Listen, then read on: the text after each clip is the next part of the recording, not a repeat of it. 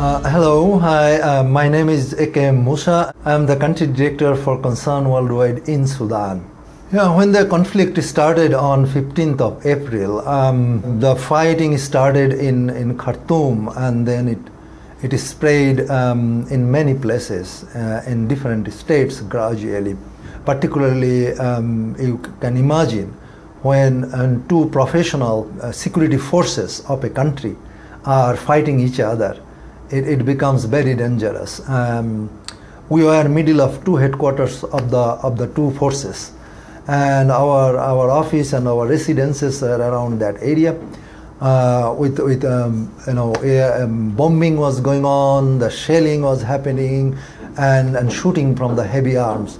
It continued for 6 days and nights. Initially, they could not come out of the houses, and there was no electricity, there was no food, no water, and people was trying to survive within that. And when they found an opportunity, fighting either it stopped or the intensity reduced, they tried to flee from the areas where they were in. And concerned staff, we also moved after 6 days. When we were confined in our rooms, we could not go out.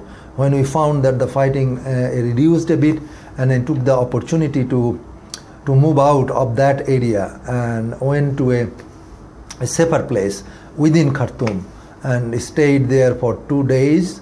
And after 2 days, then we moved with the UN convoy. Is the situation? This is our staff and international staff of other NGOs experienced the same situation.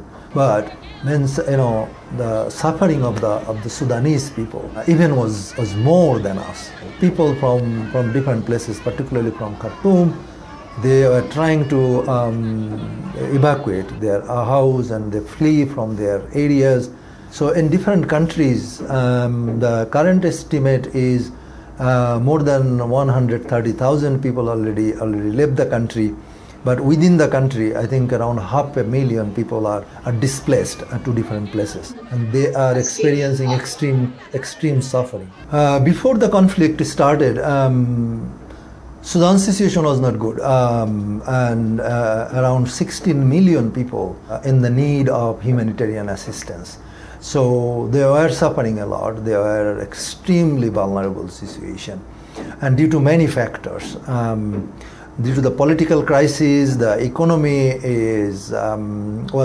economic condition was not good.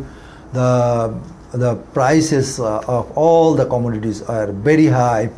There was tribal conflicts in most of the places in Sudan, and then there was drought, there was floods. So Sudan was suffering with many crises, and people were suffering, and humanitarian organizations are supporting them. But when this conflict started, then that situation further aggravated. As I mentioned, the people, they have left from their houses without being able to take anything. And it made everyone vulnerable, irrespective of poor and rich people. They did not have any food, although they were not so poor before the conflict. But now they become poor and they are dependent on the humanitarian assistance. So I would say this conflict has increased the vulnerability and further deteriorated the situation. That created a huge humanitarian crisis in Sudan, and most of the people need humanitarian assistance now.